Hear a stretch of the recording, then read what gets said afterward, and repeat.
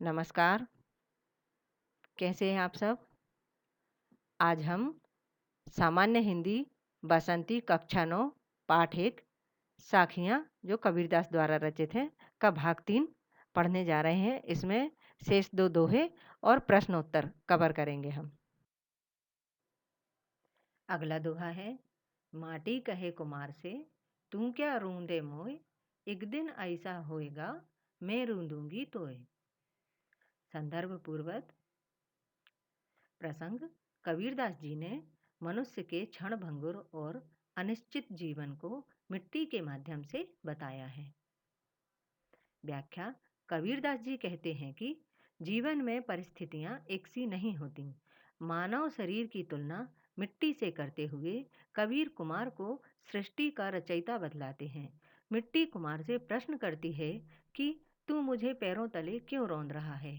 एक दिन परिस्थितियों के फेर से मैं तुम्हें पैरों तले रौंदूंगी। विशेष, कहे कुमार में अनुप्रास अलंकार है। दूसरा शांतरस है।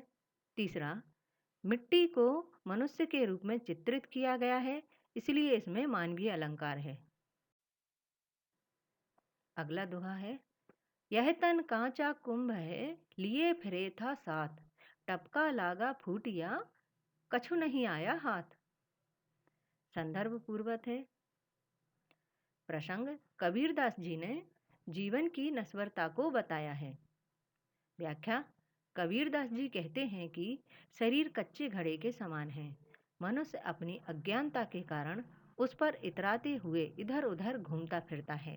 उस पर जब मृत्यु काल की ठोकर लगती है तो वह फूट जाता है, समाप्त हो जाता है, अर्थात सारा जीवन व्यर्थ हो जाता है।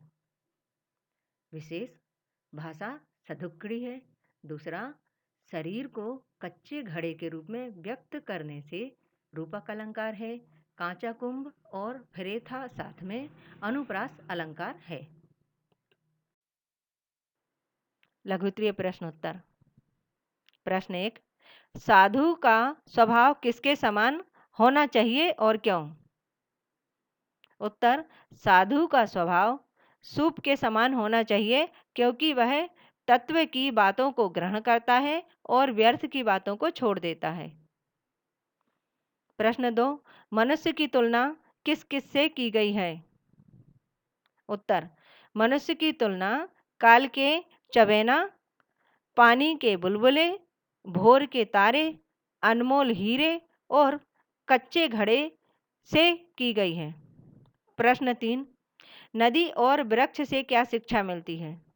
उत्तर, नदी और वृक्ष से परमार्थी होने की शिक्षा मिलती है। प्रश्न नंबर 4, आज का काम कल के लिए क्यों नहीं छोड़ना चाहिए?